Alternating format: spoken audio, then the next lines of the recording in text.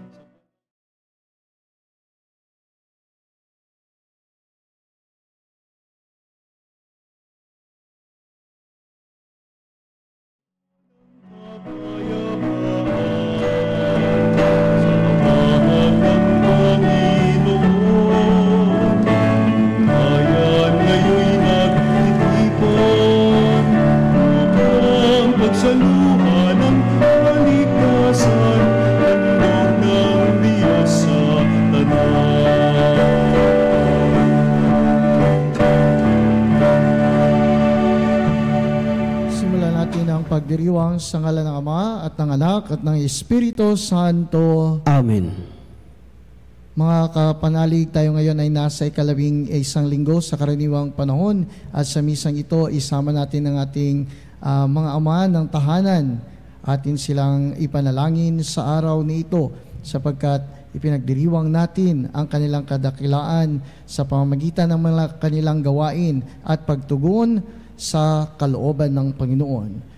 Purihin ang Panginoong ating Diyos na siyang simula at katuparan ng kaharian ng Diyos. Ang pagpapala niya at kapayapaan ay sumainyo lahat. At sumayo rin. Bilang paghahanda sa pagdiriwang ng Eukaristiyang ito, aminin natin ang ating mga kasalanan at ihingi sa Diyos ng awa at kapatawaran. Panginoong Yesus, isinugo ka ng Ama upang ipahayag at itatag ang kaharian ng Diyos dito sa lupa. Panginoon, kaawaan mo kami. Panginoon, kaawaan mo kami. Panginoong Yesus, ikaw ang walang kapintasang kaganapan at modelo ng kaharian. Kristo, kaawaan mo kami. Kristo, kaawaan mo kami. Panginoong Yesus, tinawag mo kaming makibahagi sa pagpapalaganap at pagtatatag ng kaharian ng Diyos. Panginoon, kaawaan mo kami. Panginoon, kaawaan mo kami. Kaawaan tayo ng mga pangyarihang Diyos, patawarin tayo sa ating mga kasalanan, at patnubayan tayo sa buhay na walang hanggan. Amen. Papuri sa Diyos sa kaitaasan.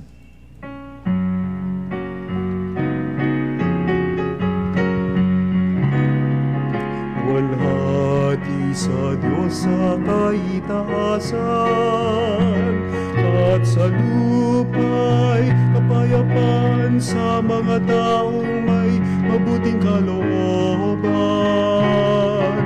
Pinupuri ka namin, inarangal ka namin, sinasamba ka namin, niluluwalhati ka namin, pinasasalamatan ka namin, dahil dahil sa dakila mong kalwalhatian. Panginoong Diyos, Hari ng langit, Diyos amang makapangyarihan sa lahat. Panginoong Jesucristo, bugtong na anak, Panginoong Diyos, Kordero ng Diyos, anak ng Ama, ikaw na nag-alis ng mga kasalanan ng sanlibutan, maawa ka sa amin.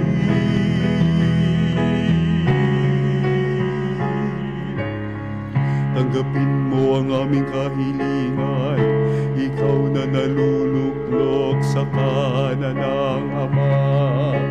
Maawa ka sa amin, sapagkat ikaw lamang ang banal, ikaw lamang ang Panginoon, ikaw lamang, O Jesucristo, kasama ng Espiritu Santo sa kalwalhatian ng Diyos Ama. Amen. Manalangin tayo. Ama naming makapangyarihan, lakas ka ng mga walang inaasahan kundi ikaw. Ang pagluhog namin ay iyong pagbigyan, sapagkat kami mga tao lamang na pawang mahihina kapag iyong iniwan. Kaya naman, kami lagi mong tulungan upang sa pagtupad ng iyong mga kautusan, ikaw ay aming mabigyang kasiyahan sa aming iniisip at ginagawa araw-araw sa pamamagitan ni Jesucristo, kasama ng Espiritu Santo, magpa sa walang hanggan. Amen. Pagbasa mula sa aklat ni Propeta Ezekiel. Ito na nga ang pinasasabi ng Panginoon.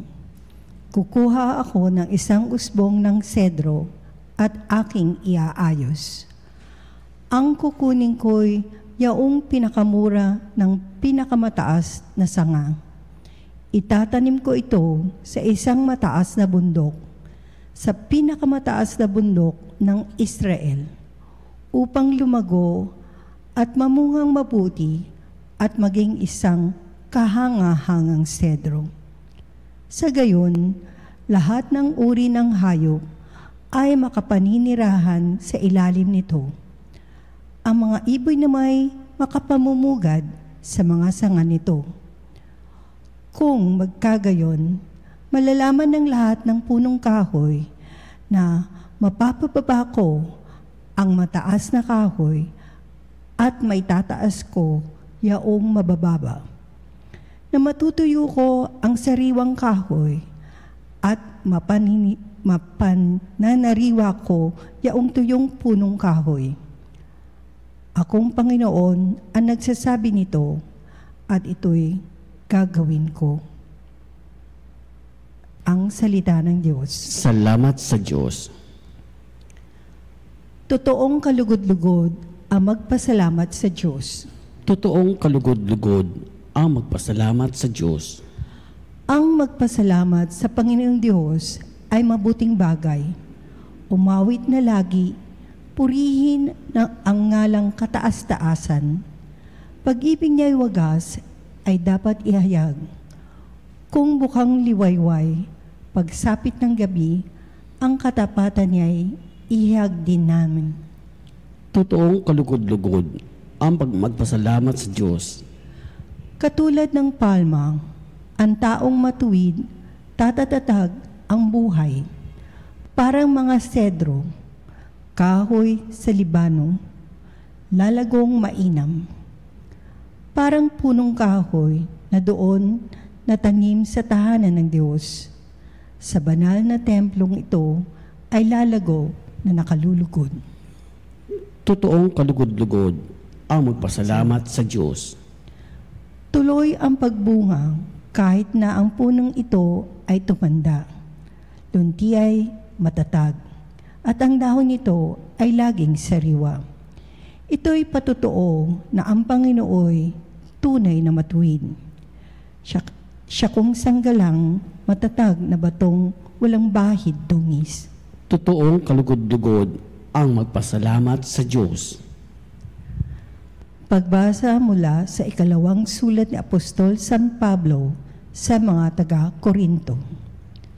Mga kapatid, laging malakas ang aking loob. Alam ko na habang tayo'y nasa tahanang ito, ang ating katawan hindi mapapasa atin ang tahanang galing sa Panginoon. Namumuhay ako ayon sa pananalig sa Diyos, hindi sa mga bagay na nakikita. Malakas nga ang loob kong iwan ang katawang ito na aking tinatahanan upang manirahan sa piling ng Panginoon. Kaya naman, ang pinakananais ko ay maging kalugod-lugod sa Kanya, sa tahanang ito o doon man sa langit, sapagkat bawat isa ay haharap sa hukuman ni Kristo upang tumanggap ng kaukulang ganti sa Kanyang ginawa. Mabuti man o masama, nang siya'y nabubuhay pa sa daigdig na ito.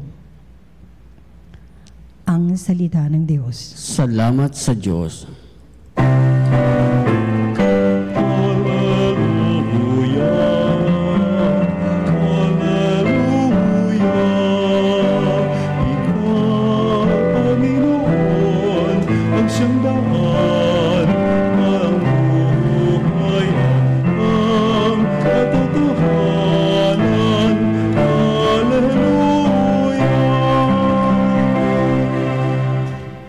Sumainyo ang Panginoon. At sumayo rin. Ang mabuting balita ng Panginoon ayon kay San Marcos. Papuri sa iyo, Panginoon.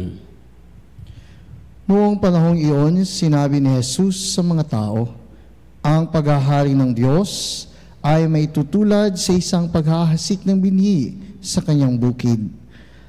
Pagkatapos niyon, magpapatuloy siya sa kanyang pang-araw-araw na gawain. Tutubo at lalago ang binhi nang hindi niya nalalaman kung paano. Ang lupa'y siyang nagpapasibol at nagpapabunga ng mga pananim. Usbong muna sa kauhay na pagkatapos ay mahihitik sa mga butil. Pagkahinog ng mga butil, agad itong ipagagapas sapagkat dapat nang anihin. Sa ano natin ihahambing ang kaharian ng Diyos? Sabi pa ni Jesus, anong talinghaga ang gagamitin natin upang ilarawan ito?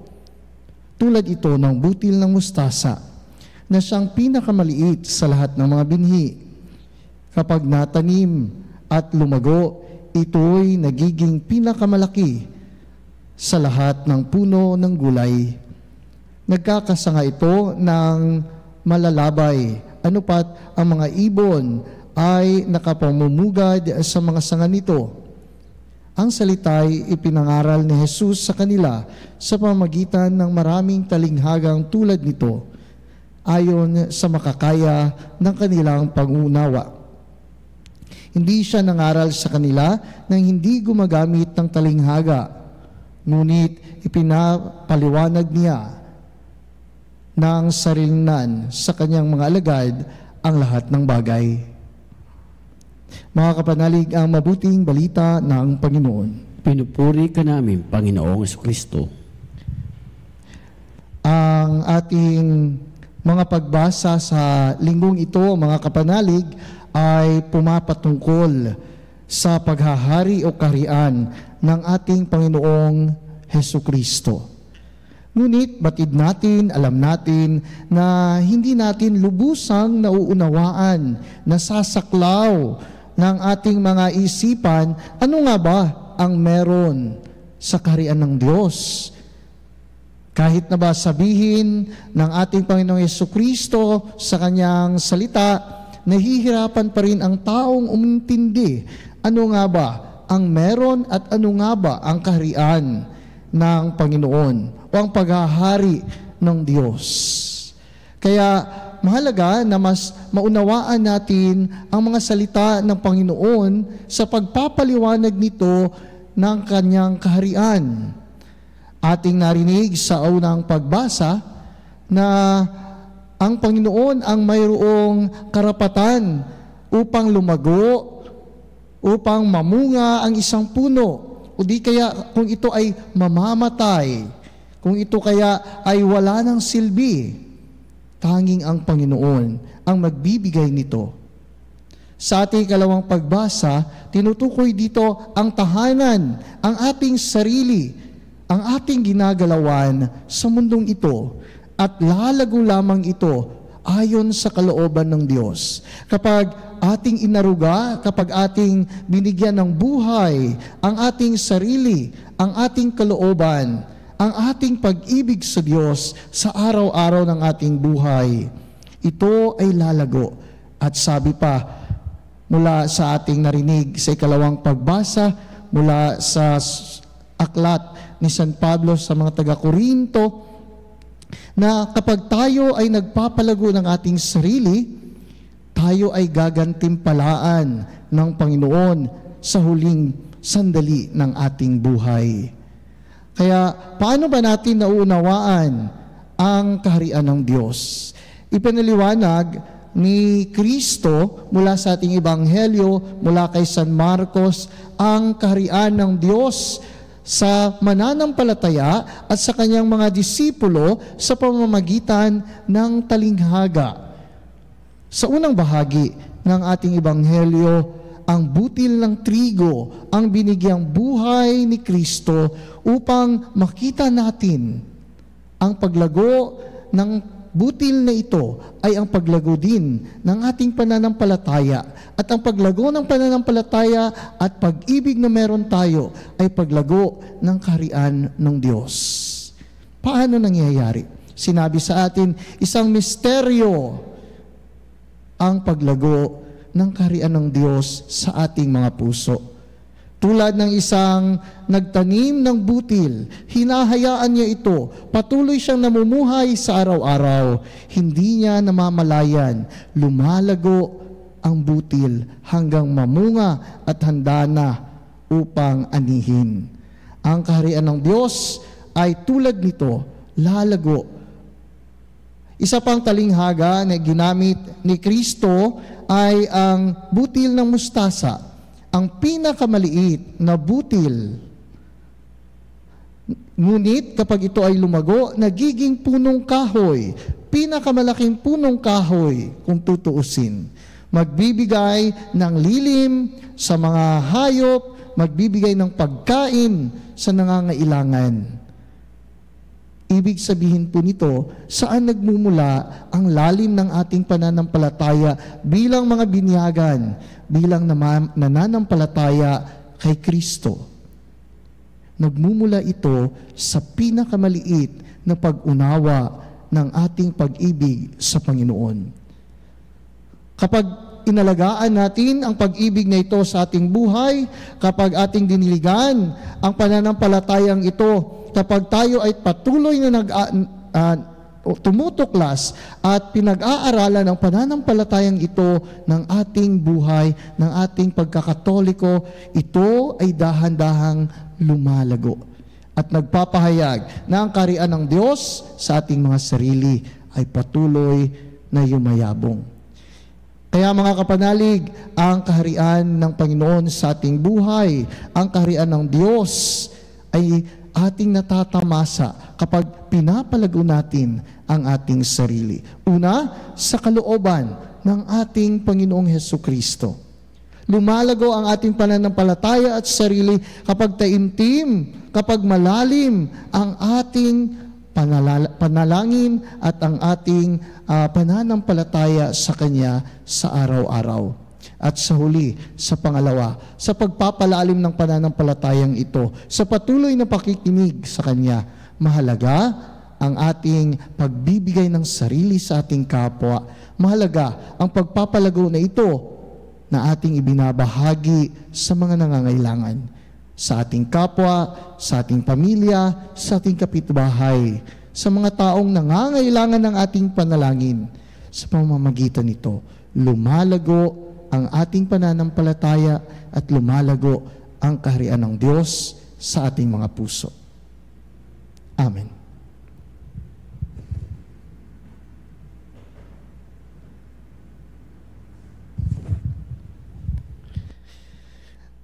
Atin ngayong ipahayag ang ating pananampalataya. Sumasampalataya ako sa Diyos ang makapangyarihan sa lahat, na may gawa ng langit at lupa. Sumasampalataya ako kay Kristo, isa ng ang Diyos, Panginoon natin lahat. Nagkatawan tao siya lalang ng Espiritu Santo, ipinanganak ng Santa Maria Beren, pinagpasakit ni Poncio Pilato, ipinako sa krus na matay inilibing, nanaog sa karoroonan ng mayumao, na may katong araw na buhay na maguli, umakyat sa langit, naluluklok sa kanan ng Diyos ang mga makapangyarihan sa lahat. Doon magumulat paparito at hukom sa nabubuhay at nangamatay na tao. Sumasampalataya naman ako sa Diyos Espiritu Santo, sa banal simbahang Katolika, sa asamaan ng mga banal, sa patawaran ng mga kasalanan, sa pagkabuhay ng muli na matay na tao, at sa buhay na walang hanggan. Amen. Ipinapaalala ng ating ebanghelyo ngayon na sa pagsasakatuparan ng plano ng Diyos, hindi tayo dapat maging tagapanood, kundi mga katuwang na nakikibahagi sa pagpapalawig ng kaharian at gawain ang nararapat upang ito ay maisabuhay ng ganap. Humiling tayo ng biyayang sapat upang maisakatuparan ito. At sa bawat panalangin ang ating itutugon, Panginoon, mapasa amin nawa ang kaharian mo. Panginoon, mapasa amin nawa ang kaharian mo. Para sa simbahan na inatasan ni Kristong ipagpatuloy ang kanyang misyong maghasik ng binhi ng kaharian sa buong mundo. Naway gawin niya ito na tigib ng katapatan at pag-asa. Manalangin tayo. Panginoon, mapasa amin nawa ang kaharian mo. Para sa Santo Papa at lahat ng pinuno ng mga lokal na sambayanang Kristiyano, naway higit pa nilang gabayan ang mga mananampalataya sa pamamagitan ng kanilang masiglang pagpapahayag ng kaharian at pagsasabuhay nito. Manalangin tayo. Panginoon, mapasa amin nawa ang kaharian mo. Para sa mga pinunong sibil sa larangan ng politika at kultura, naway ang kanilang mga balakin at paggawa ay higit na mapaunlad at magpatibay sa mga pinahahalaga ng kaharian ng Diyos, tulad ng katarungan, kalayaan, at kapayapaan. Manalangin tayo. Panginoon, mapasa amin nawa ang kaharian mo.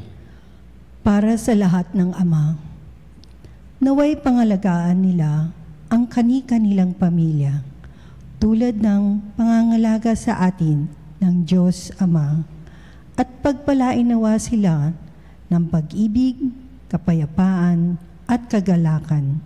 Manalangin tayo. Panginoon, mapasa amin nawa ang kaharian mo.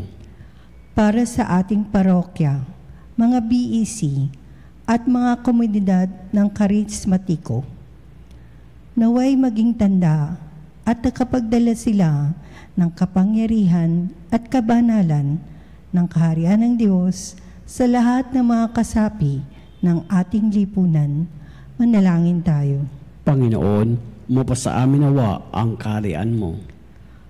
Para sa lahat ng mga migranteng umiiwas sa gutom at gera na napipilitang mangibang bayan sa kabila ng panganib at karahasan.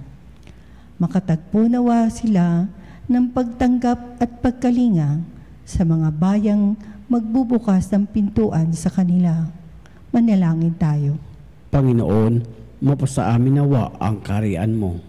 Tahimik nating ipanalangin ang ating mga sariling kahilingan.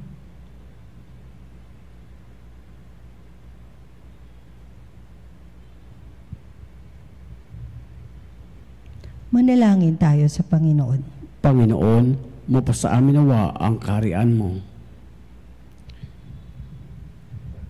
Panginoong Diyos, Ikaw ang pasimula, ang tagapagtaguyod, ang lubos na katuparan ng kagandahan ng iyong kaharian. Kami nagpapasalamat na kami iyong tinawag upang maging katuwang sa pagpapalaganap ng iyong mapagligtas na panukala. Pagkalooban mo kami ng pananampalataya, kababaang loob at tiyagang kinakailangan namin upang aming matupad ang dakilang misyong ito sa pamamagitan ni Kristo, aming Panginoon. Amen.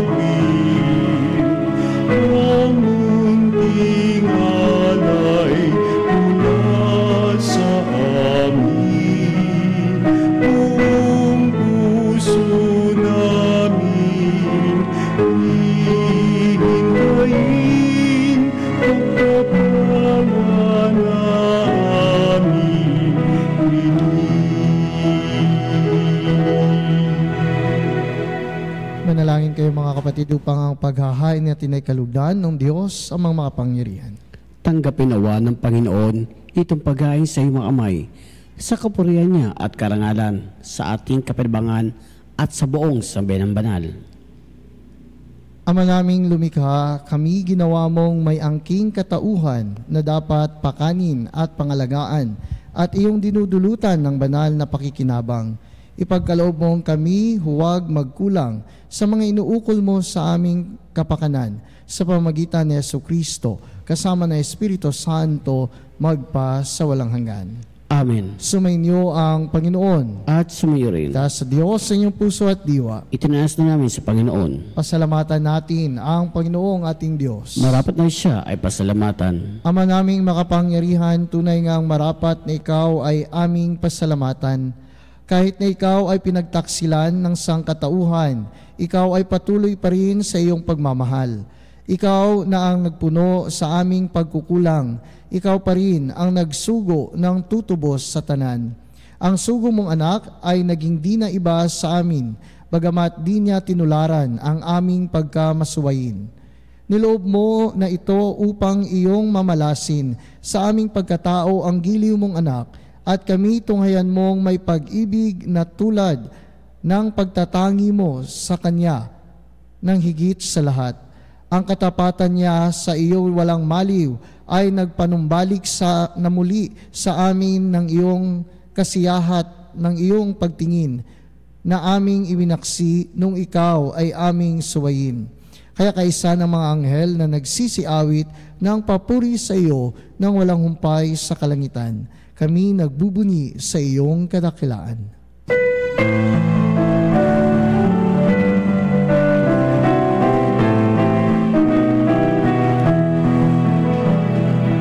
Santo, Santo, Santo, Panginoong Diyos, napupuno ang langit at lupa ng kadakilaan mo. Hosana, Hosana.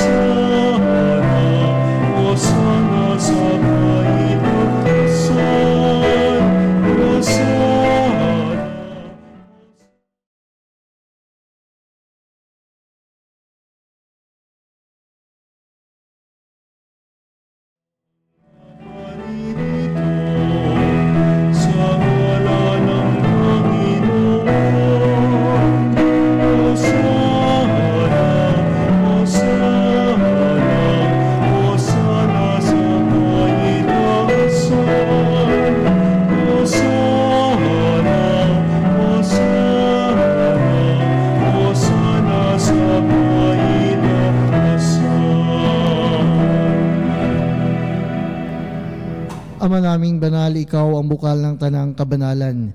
Kaya't sa pamamagitan ng iyong Espiritu, gawin mong banal ang kaloob na ito upang para sa amin maging katawan at dugo ng aming Panginoong Hesukristo. Bago niya pinagtiis ang kusang loob na maging handog, hinawakan niya ang tinapay, pinasalamatan kanya, pinaghati-hati niya iyon, inabot sa kanyang mga alagad at sinabi, tanggapin ninyong lahat ito at kanin, ito ang aking katawan na ihahandog para sa inyo.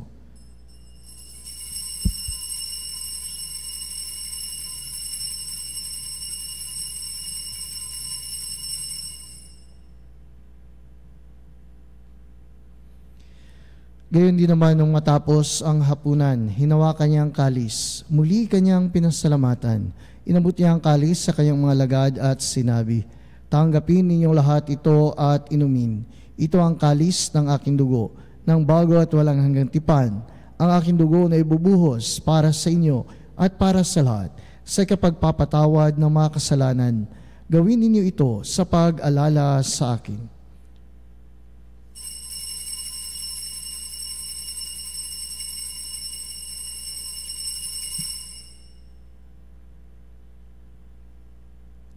Ipagbunyi natin ang misteryo ng pananampalataya.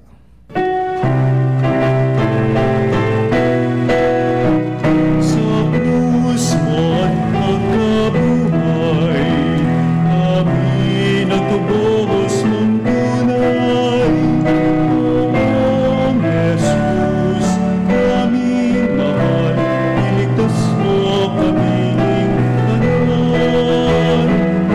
Oong Jesus, kaming mahal, ngayon at magpakailanman. Ama, ginagawa namin ngayon ang pag-alala sa pagkamatay at muling pagkabuhay ng iyong anak. Kaya't inialay namin sa iyo ang tinapay na nagbibigay buhay at ang kalis na nagkakaloob ng kaligtasan. Kami nagpapasalamat dahil kami iyong minarapat na tumayo sa harap mo para maglingkod sa iyo. Isinasamo namin kami magsasalo-salo sa katawan at dugo ni Kristo ay mabuklod sa pagkakaisa sa pamamagitan ng Espiritu Santo.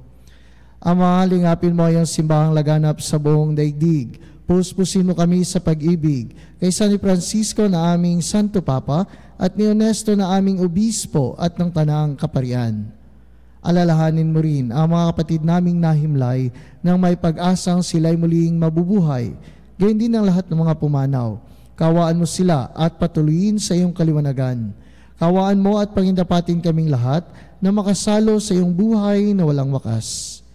Kaysa ng mahal na Birheng Maria na ina ng Diyos, kaysa ni San Jose na kanyang kabiyak ng puso, kaysa ng mga apostol at ng lahat ng mga banal na namuhay dito sa daigdig ng kalugod-lugod sa iyo, may pagdiwang nawa namin ang pagpupuri sa ikararangal mo sa pamamagitan ng iyong anak na aming Panginoong Hesukristo.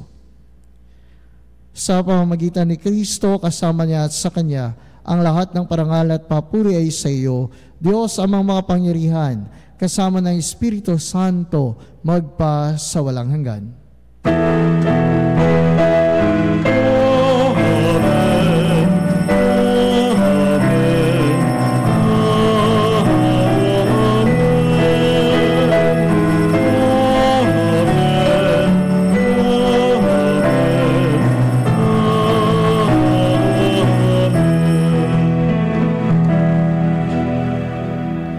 Sa tagubilin ng mga nakagagaling na utos sa turo ni Jesus na Panginoon natin at Diyos, ipahayag natin ng lakas loob.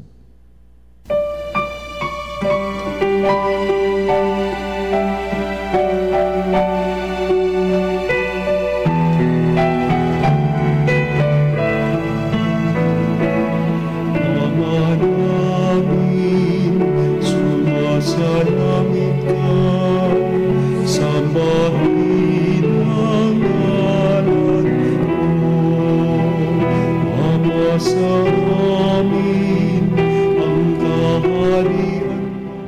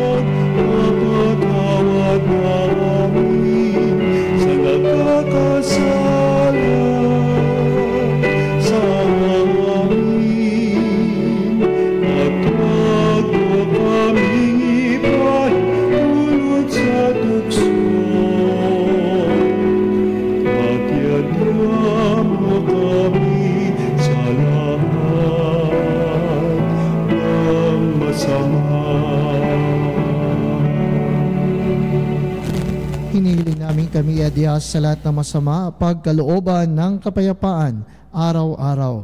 Iligtas sa kasalanan at ilayo sa lahat ng kapahamakan, samantalang aming pinananabikan ang dakilang araw ng pagpapahayag ng tagapagligtas naming si Jesucristo. Sapagkat iyong kaharian at kapangyarihan at ang kapurihan magpakailanman. Amen. Panginoong Jesucristo, sinabi mo sa iyong mga apostol, kapayapaan ang iniiwan ko sa inyo, ang aking kapayapaan ang ibinibigay ko sa inyo. Tungayan mo ang aming pananampalataya at huwag ang aming mga pagkakasala. Pagkalooban mo kami ng kapayapaan at pagkakaisa ayon sa iyong kalooban, kasama ng Espiritu Santo, magpa sa walang hanggan. Amen. Ang kapayapaan ng Panginoon ay laging sumainyo. At sumainyo rin. Mga kapanalig, magbigayan tayo ng kapayapaan sa bawat isa.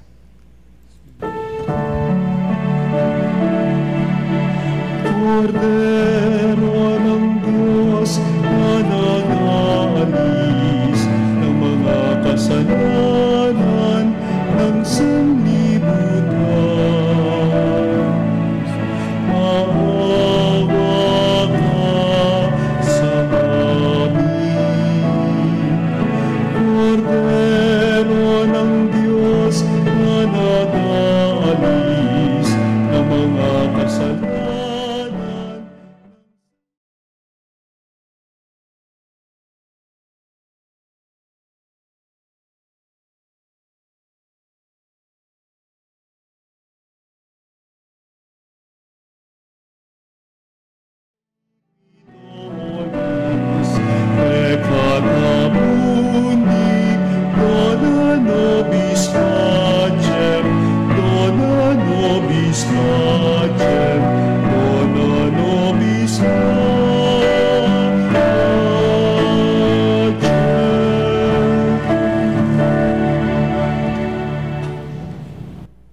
Ito ang kordero ng Diyos, ito ang nag-aalis ng mga kasalanan ng sanlibutan. Mapalad ang mga inaanyayahan sa kanyang piging.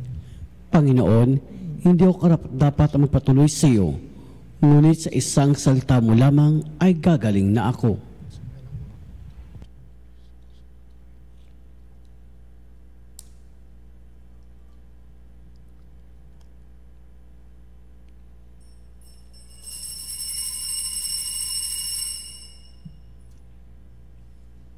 Mga kapanalig, ating dasalin ang komunyong espiritual. O Jesus, nananalig ako sa pananahan mo sa kabanal-banalang sakramento. Minamahal kita higit sa lahat at hangad ka ng aking kaluluwa. Hindi ko man matatanggap ngayon ang iyong katawan at dugo, inaasahan ko na patuloy kang mamumuhay sa aking puso. Naniniwala ako na narito ka at kaisa ka ng aking buong pagkatao. Huwag mong ipahintulot na mawalay ako sa iyo. Amen. Panalangin sa Birhen ng Katotohanan. O Birhen ng Katotohanan, Ina ni Jesus, ang nagkatawan-taong salita. Salamat sa iyo, anak. Tinatanggap ko siya bilang aking katotohanan at kaligtasan. Sa pakikinig sa salita ng Diyos, tulungan mo akong maging malaya sa oras ng hirap at pagsubok. Linawin mo sa akin na nasa krus ang tagumpay. Sa aking paglalakbay, akayin mo ako sa buhay ng paglilingkod at sa buhay ng ganap at kasiyasiya. Kupkupin mo ako at ang aking mga kapanalig na nakikinig, natututo at nagmamahalan. O Maria, Birhen ng Katotohanan, ipanalangin mo kami. O Jesus, ikaw ang daan, ikaw ang katotohanan at ikaw ang buhay. Iligtas mo kami. Amen. Manalangin tayo.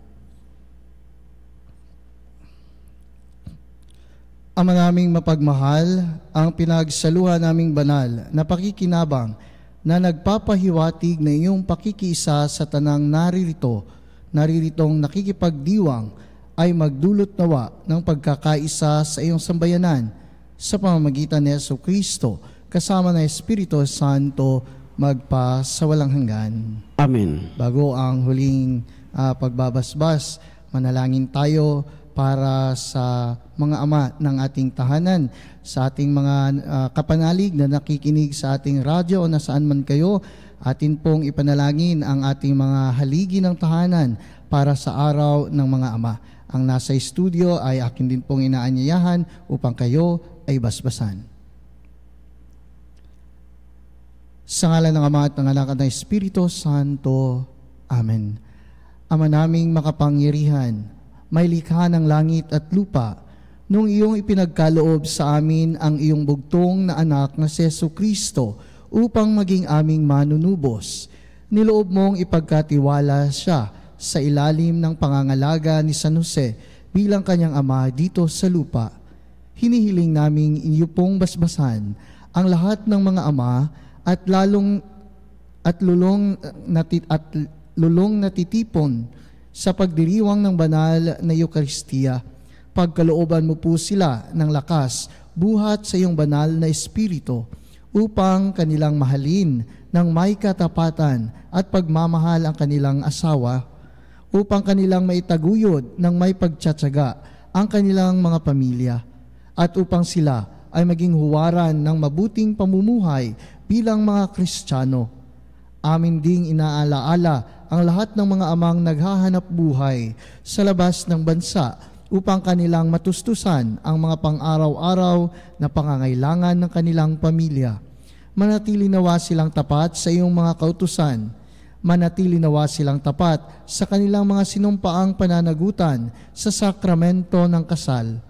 At iadya mo po sila sa anumang uri ng sakuna at karamdaman sa pangangatawan. Ito'y aming hinihiling sa pamamagitan ni Kristo kasama ng Espiritu Santo magpa sa walang hanggan.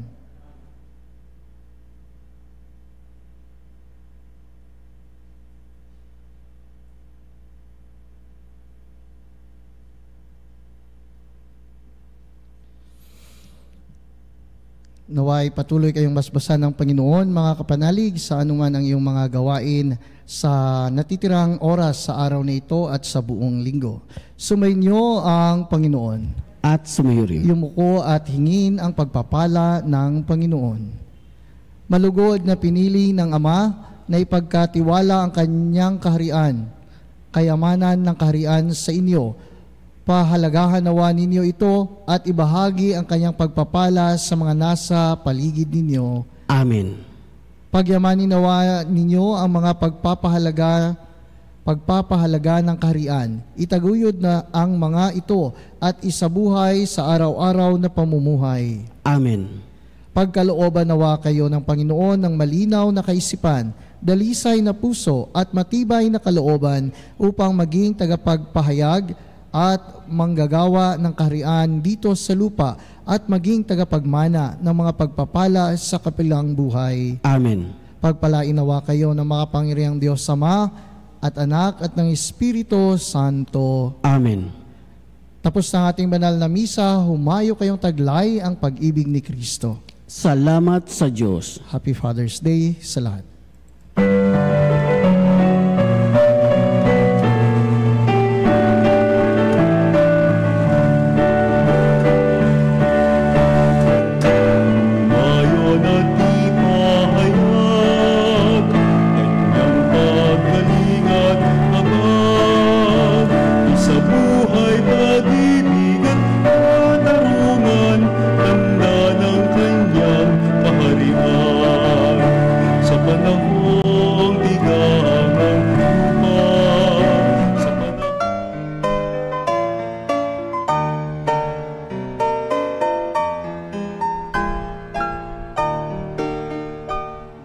Nuestro Padre Jesus Nazareno, sinasamba ka namin, pinipintuho ka namin, aral mo ang aming buhay at kaligtasan.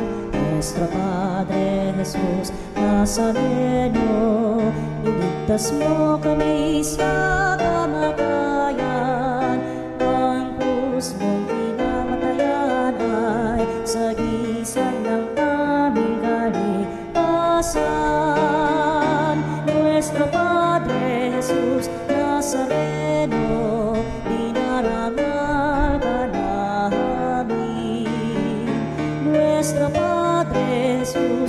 Nazareno, inulwalhati ka namin. Nuestro Padre Jesus Nazareno, inarangal ka namin. Nuestro Padre Jesus Nazareno, inulwalhati ka namin.